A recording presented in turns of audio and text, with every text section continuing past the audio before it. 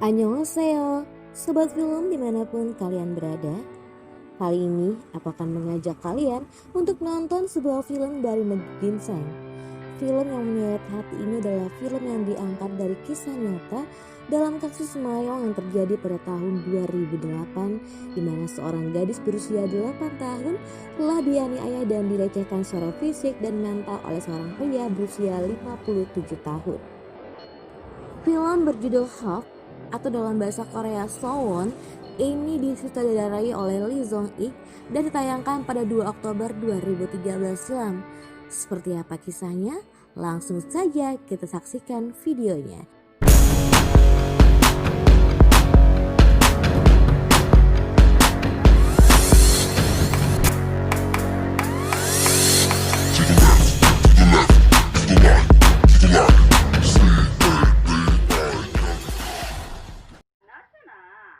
Di awal film kita akan ditunjukkan pada seorang wanita di toko yang terlihat sibuk bersiap untuk pergi ke sebuah pertemuan. Wanita ini bernama Mihe. Ya, Nyonya Mihe adalah ibu dari anak yang berperan sebagai Sowon. Sementara itu di sebuah pabrik terlihat seorang pekerja yang sibuk dengan pekerjaannya bernama Donghon. Tuang Donghon ini adalah suami dari Nyonya Mihe atau ayah dari Sowon. Dan inilah dia pemeran utama dalam film ini, yakni seorang gadis kecil yang bernama Sowon. Sowon terlihat memandang teman sekelasnya Yongseok yang sedang asik bermain kartu dengan teman-temannya. Pagi itu hujan mulai turun. Sowon yang akan pergi ke sekolah diikat rambutnya oleh ayahnya sambil berbicara melalui telepon dengan temannya. Sowon pun mulai merasa kesal karena ayahnya tidak bisa mengikat rambut dan mulai mengeluh tentang ibunya yang selalu sibuk di tokonya.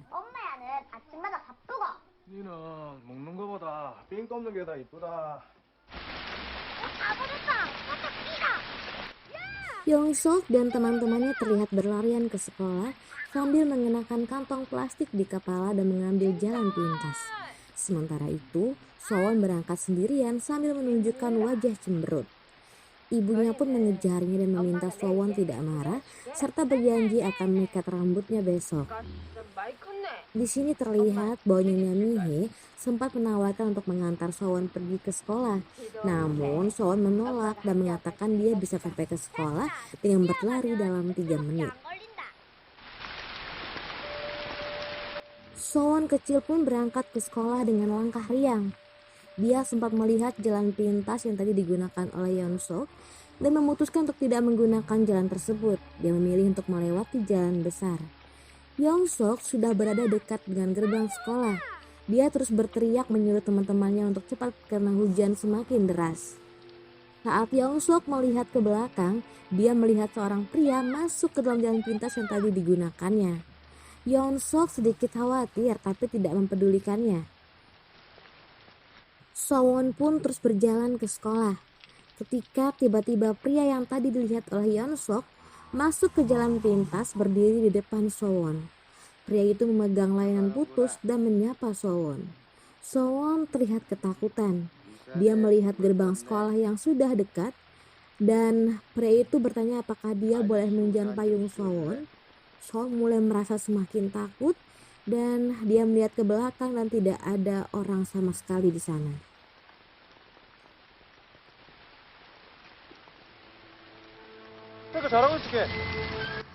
Di sisi lain terlihat Tuan Donghon sedang bekerja di pabrik dan Nyonya Mihe sedang sarapan dengan sisa-sisa sayuran yang tidak habis dimakan oleh Sowon dan ayahnya.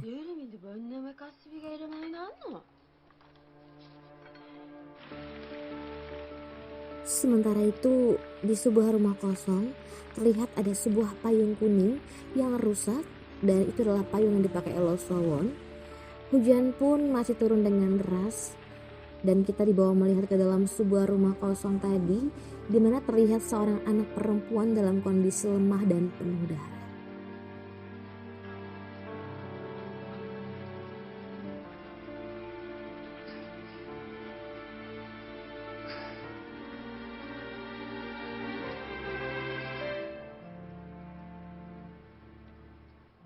Seseorang menelpon Nyonya Mihe.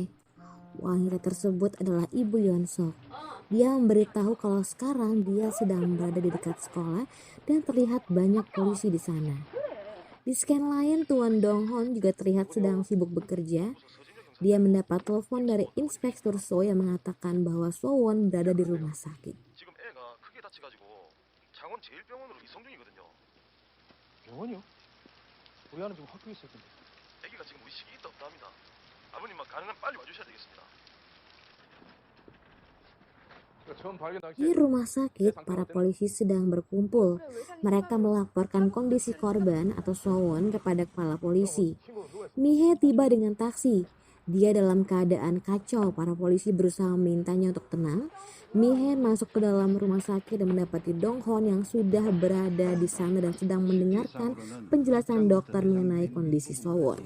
다발성 천공과 열상이 있어 보입니다. 물론 회복해봐야 알겠지만 혹시라도 대장과 소장의 일부를 Mi-hye berjalan ke arah ranjang So-won dan dia benar-benar shock melihat kondisi tubuh So-won. Tubuhnya penuh luka dari wajah hingga kaki. So-won lantas dibawa ke ruang operasi oleh para tim medis, sementara Mi-hye terlihat terus-menerus menangis. Scan berlanjut di mana Dong-hon terlihat memandang So-won dari luar kamar sambil menyimak penjelasan dokter. Dari sini kita mengetahui bahwa So-won harus dilakukan kolostomi atau pengangkatan usus, yaitu dibuang sebuah lubang supaya usus kecilnya berada di luar, atau sederhananya ya buang air ditampung dalam plastik bag, begitulah kira-kira.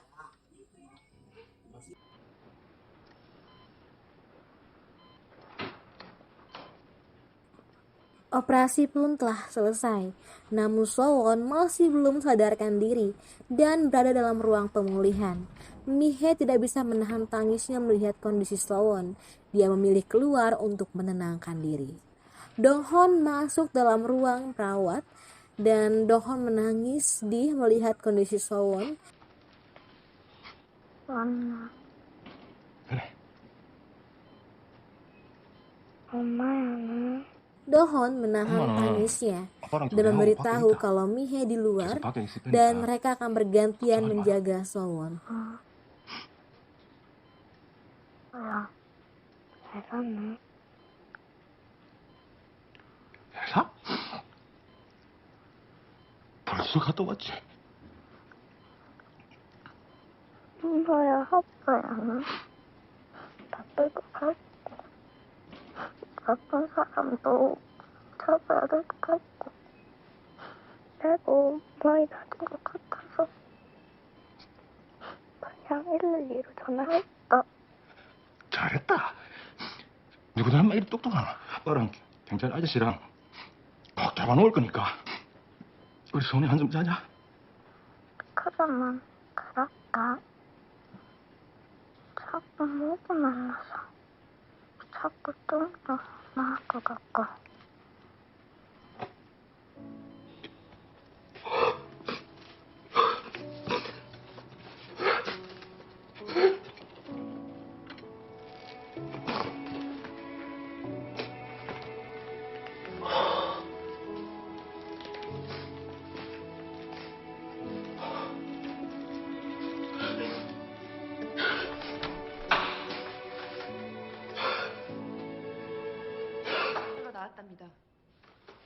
Itu seorang polisi wanita datang dan memberitahu mereka kalau mereka sudah mengetahui siapa pelakunya. Scan pun berlanjut di mana terlihat seorang wanita berkursi roda, yaitu seorang terapis yang bernama Jung-sok sedang melakukan sesi wawancara bersama So-won. Terlihat juga beberapa polisi yang turut menyaksikan sambil memperlihatkan beberapa gambar para kriminalis. Tepat di sebuah foto terlihat So-won menunjukkan reaksi pada sebuah gambar, yakni gambar pelaku. Sementara itu terlihat beberapa detektif mulai bergerak untuk menangkap pelaku dan akhirnya pelaku pun tertangkap. Di tempat lain terlihat tayangan TV yang memberitakan tentang kejadian yang menimpa So-won. Ayah dan ibu Yongsok menontonnya di rumah dan mereka benar-benar kaget mendengar kondisi Sowon saat ini. TV에 병원 나오는 Ayah Sonyeok lantas menelepon ayah Sowon tentang hal ini. 학교에서 채 200m도 되지 않은 곳에서 Mendengar hal itu, ayah Sowon langsung bergegas menuju rumah sakit. Di sini kita juga melihat bahwa Sowon telah dipindahkan ke kamar rawat yang lebih murah, di mana dalam satu kamar terdapat beberapa pasien. Lalu seorang keluarga pasien mulai menggosip kalau mereka mendengar berita mengenai seorang anak perempuan berumur 8 tahun yang diperkosa. Mihe kaget mendengarnya karena berita sudah tersebar. Donghon tiba saat itu dan dengan bantuan suster mereka mulai memindahkan Sowon ke kamar rawat lain. Sialnya saat mereka keluar dari kamar, para wartawan sudah mengerumuni mereka. Donghon memutuskan untuk menggendong Sowon menaiki tangga, sementara para suster menahan para wartawan. Dan saat dipindahkan tersebut, Sowon melihat para wartawan yang berkerumun. Sowon benar-benar merasa terguncang. Donghon berhasil membawa Sowon ke kamar rawat lain, yakni kamar VIP. Saat itulah Sowon mulai menyadari kondisinya. Plastik bag yang terhubung dengan ususnya dan digunakan untuk menampung kotorannya pun bocor. Mihe tiba saat itu. Donghon juga panik. Dia berusaha menenangkan Sowon untuk tidak cemas. Sementara Mihe segera berlari keluar memanggil dokter. Donghon berusaha membersihkan kotoran yang bocor tersebut.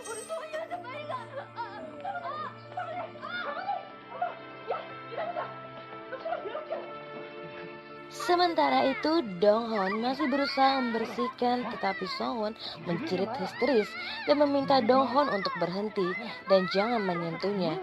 Donghon benar-benar bingung dan saat itulah dia menyadari tatapan Sowon. Sowon tidak lagi memandangnya sebagai ayah, dia memandang Donghon dengan ketakutan, seolah-olah dirinya akan melakukan hal yang sama seperti yang dilakukan oleh pelaku.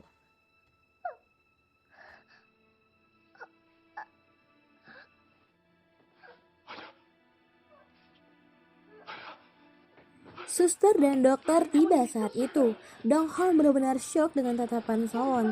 Perlahan dia pun melangkah keluar dari kamar. 피고인은 지난 7월 19일 아침 8시 30분 Pada hari persidangan, terlihat Donghon terduduk lesu dan ayah Yongsok juga datang ke sana, ikut menyaksikan persidangan.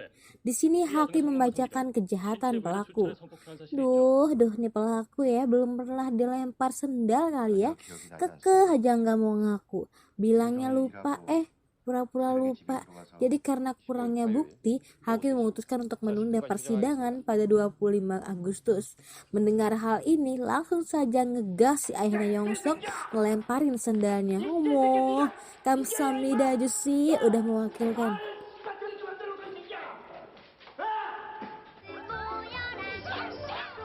Di rumah sakit terlihat Sowon sedang menonton atraksi badut kokomong dan dia mulai tersenyum untuk pertama kalinya.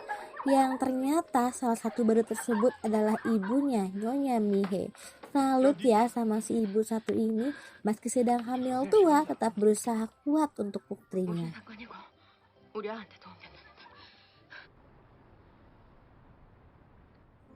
Hari di mana Sowon keluar rumah sakit pun tiba.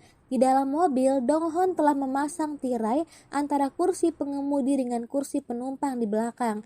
Hal ini dilakukannya agar Sowon bisa merasa nyaman. Namun, ketika mereka melewati gang dekat TKP, Sowon mulai merasa sesak napas. Traumanya kembali. Donghon dan Mihe jelas merasa khawatir. Ketika turun dari mobil, Sowon pun langsung muntah-muntah.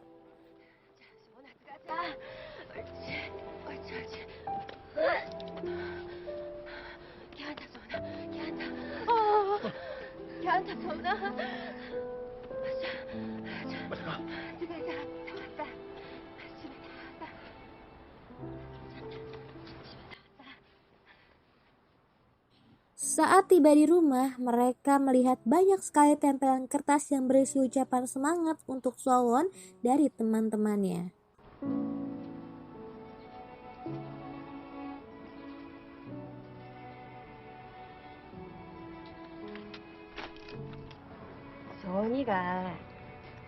Keesokan harinya, Yongsok menjemput Sowon untuk berangkat ke sekolah bersama.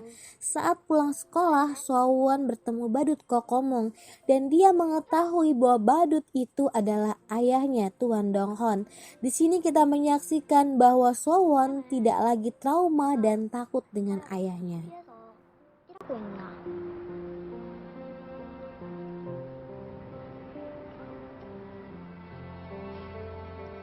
덕재?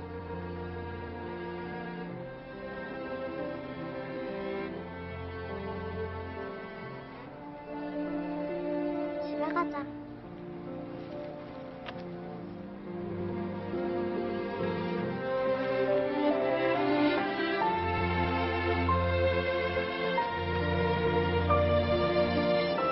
Di tanggal 25 Agustus, hari persidangan pun tiba. Sowon datang ke persidangan. Sowon memilih bersaksi. Oh iya, sebelumnya pengadilan meminta Sowon untuk hadir sebagai saksi. Namun di sini Sowon diberi sekat sehingga tidak ada yang bisa melihatnya kecuali para hakim, jaksa, pengacara, dan pembela. Dalam proses persidangan terlihat pelaku terus saja membela diri dan mengatakan dia tidak ingat apa-apa karena dalam keadaan mabuk. Dan putusan hakim pun dibacakan. Ya, hakim memutuskan bahwa pelaku hanya dihukum selama 12 tahun dan permintaan kompensasi pihak korban pun ditolak pengadilan. 제14조에 의해 징역 12년에 처하며 Sowon melihat ayahnya bangkit dari kursi dan meraih papan nama jaksa. Donghon berjalan mendekati pelaku dan hendak melayangkan papan nama tersebut ke kepala pelaku. Namun Sowon berlari sambil memeluk kaki ayahnya. Donghon tidak jadi melayangkan papan tersebut. Dia tidak kuat mendengar tangis putrinya.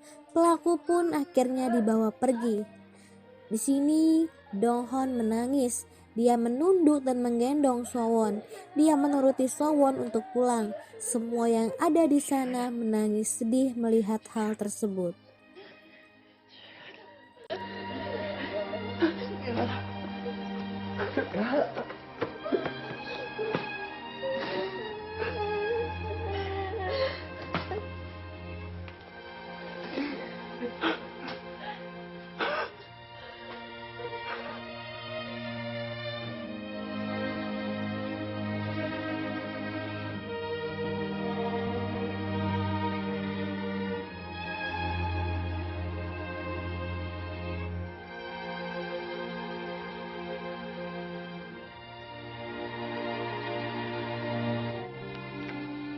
Di scan terakhir, terlihat Sowon bermain dengan adiknya Lee Jon dan terdengar Sowon mengatakan bahwa kamu dilahirkan sebagai anugerah.